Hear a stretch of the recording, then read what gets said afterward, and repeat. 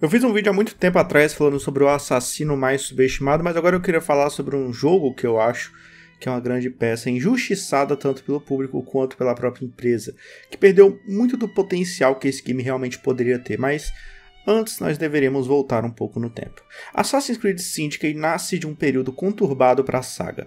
Assassin's Creed Unity tinha sido o último jogo lançado e era um belo fracasso. O jogo era extremamente bugado no lançamento e as decisões e mentiras contadas pela Ubisoft não agradavam aos fãs. Então era natural pensar que o próximo jogo seria carregado de preconceitos por parte do público, que já jogaria ele com uma visão negativa impregnada na cabeça. 7 anos depois, ele era um bom jogo ou a empresa vacilou com ele? Assassin's Creed Syndicate marca 2 pontos muito importantes para a franquia. Primeiro ponto, era o game mais recente da história. Entenda recente com fala de um período histórico mais próximo do atual. Quer dizer, o jogo se passa em 1868, seu equivalente a pensar que bisnetos e trinetos dos homens e mulheres retratados no game ainda estão vivos. Richard Keynes, que é o bisneto de Charles Darwin, faleceu só em 2010, e Randall Keynes, trineto de Darwin, ainda está vivo. Isso afetou bastante a forma como o jogo retratava seus personagens. Vamos começar por isso. É comum que em jogos da Ubisoft, ela use de figuras reais históricas para retratar seus aliados e inimigos. Charles Lee era o inglês que serviu como general na época da Revolução Americana. Os Borgia também eram uma família realmente, e Rodrigo Borgia realmente foi um papa. A Ubisoft quis mudar um pouco as coisas em Syndicate, trazendo os aliados como sendo figuras históricas reais, como Charles Darwin, Charles Dickens e Karl Marx, mas os inimigos eram personagens inteiramente fictícios. Isso aconteceu porque, como provavelmente os bisnetos e trinetos dos personagens retratados ainda estavam vivos, a Ubisoft pensou que colocar alguém matando seu bisavô ou seu trisavô poderia ser muito ofensivo para as famílias. Por isso o vilão principal, Crawford Sterrick, é bem baseado no personagem de Daniel Day-Lewis em Gangues de Nova York, e não em uma figura histórica real. Isso naturalmente me fez perder muito do apego com esse jogo. Eu gostava de ver os assassinos interferindo na vida real, ver como eles influenciaram a história da humanidade. Esse jogo meio que tira isso. Além de gerar personagens meio caricatos, o banqueiro malvadão que quer dominar o mundo, a história acabou perdendo uma das coisas mais interessantes nos games de Assassin's Creed que vinha desde o 3. A Ubisoft começou com o game de Connor a trabalhar cada vez mais com a ambiguidade de quem são os heróis e vilões das histórias. Ele começou a dar cada vez mais destaque aos personagens vilões, entre aspas, e tornou muita gente moralmente cinza. Você entende o lado dos assassinos, entende o lado dos templários e formula suas opiniões com base nos dois lados da história. Temos o início do 3 com o templário, o 4 que é todo feito com um personagem que pouco se vê como assassino e não perde seu tempo definindo com exatidão quem é herói e quem é vilão. Em Rogue nós jogamos com um templário que ficou descrente com os assassinos, e no Unity jogamos com um assassino que cresceu com o líder templário. Em Syndicate o conflito volta a ser meio preto e branco, com um lado bem definido sendo os heróis e o outro bem definido sendo o vilão.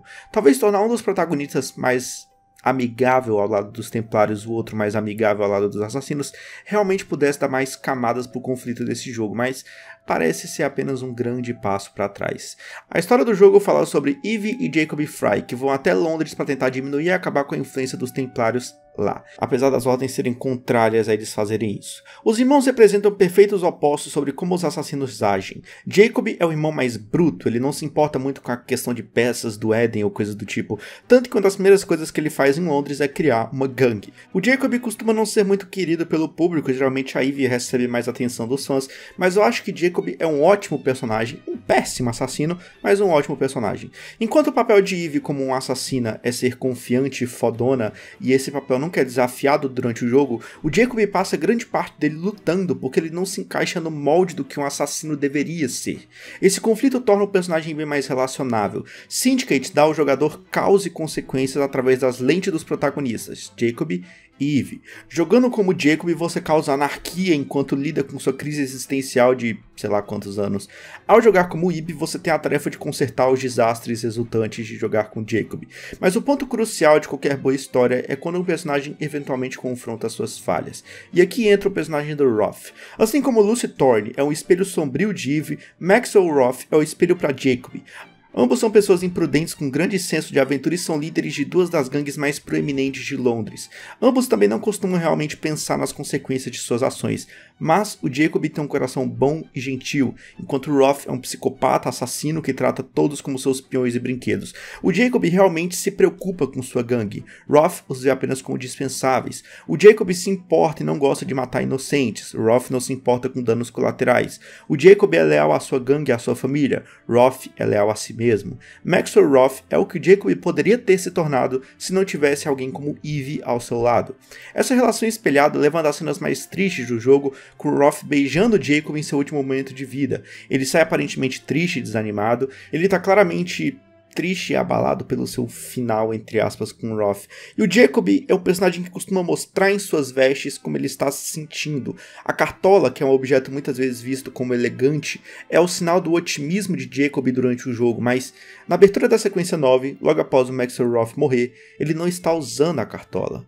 Ele está claramente deprimido pelo que aconteceu enquanto Eve, a assassina perfeita, leal à ordem, aos seus princípios, a certinha que basicamente conserta as cagadas de Jacob, pensa que seu irmão tinha apenas feito merda como sempre e briga com ele. O Jacob diz que matou alguns capangas de Steric e em tom de ironia ele pergunta: "E o que você fez aqui?" Ou será que eu deveria perguntar ao Henry? Essa frase carrega muito um ciúme por parte do personagem porque sua irmã, basicamente a única família que ele ainda tinha, estava cada vez mais se afastando dele, se aproximando desse assassino indiano que ele nunca tinha ouvido falar. O Jacob se sentia trocado e Eve, fria como sempre, nunca percebeu isso.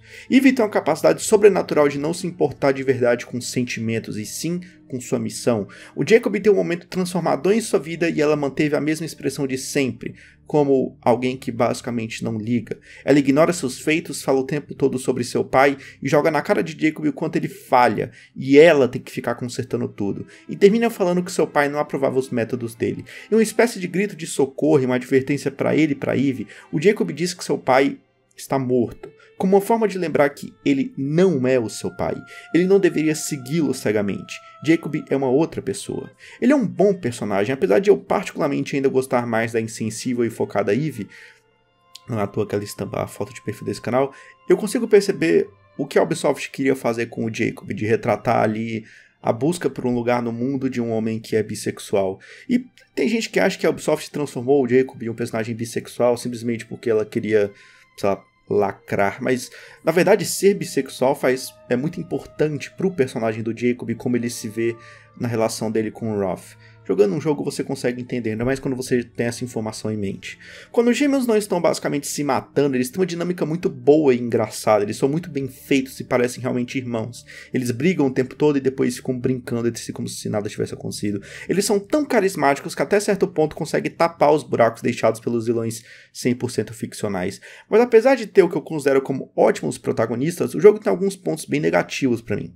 Eu acho o combate bem mais acelerado e um retrocesso em comparação com o combate do Unity. De uns tempinhos pra cá eu comecei a apreciar cada vez mais o combate e o Unity como um todo, e jogar ele no PC é realmente mais interessante que jogar no console. É um bom resgate à saga e escancar as deficiências dos jogos mais atuais. O Unity é bem menos sobre-humano que os outros. O combate segue o mesmo fluxo de ataque e contra-ataque, mas tudo é bem mais difícil que o padrão. 3 inimigos ao mesmo tempo já são bem desafiadores, o que força o jogador a agir sempre bem furtivamente. Syndicate dá um passo para trás em relação a isso porque o combate é frenético, é bem mais fácil e é bem mais rápido. Talvez a Ubisoft tenha mudado por pressão dos fãs, mas imagina se eles soubessem o que viria lá na frente. Eu também já vejo o parkour do jogo como um retrocesso. Ele obviamente é mais plástico e bem animado que o do Odyssey, mas Londres é uma cidade com prédios muito retos e verticais e com ruas muito largas, o que dificulta um pouco a movimentação nos telhados. Paris era uma cidade bem mais concentrada que permitia mais mobilidade. Eu não sei como era a Londres antiga, mas provavelmente era meio assim, já que a Ubisoft costuma ser historicamente precisa na representação das suas cidades. O que levou a Ubisoft a tentar adaptar as coisas e trazer um gancho para a franquia para facilitar a escalada nos grandes prédios e permitir que o jogador consiga atravessar de um prédio para o outro com facilidade. É um jogo visualmente bonito, com ótimos personagens principais, mas acabou pecando muito por causa, principalmente da sua história que era fraca, que ninguém basicamente lembra e era chata, e o seu vilão principal que tem pouco destaque e é bem sem graça também. A batalha final é bem ruinzinha, mas esse jogo é uma mistura dos novos assassinos com os velhos. Você tem um sistema de XP e árvore de habilidades, ao mesmo tempo que ainda carrega elementos bem importantes de credo, e a Ivy faz basicamente a parte stealth do game, que falta muito nos novos jogos.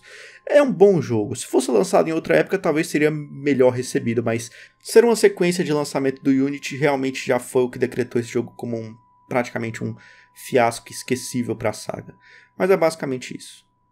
Tchau.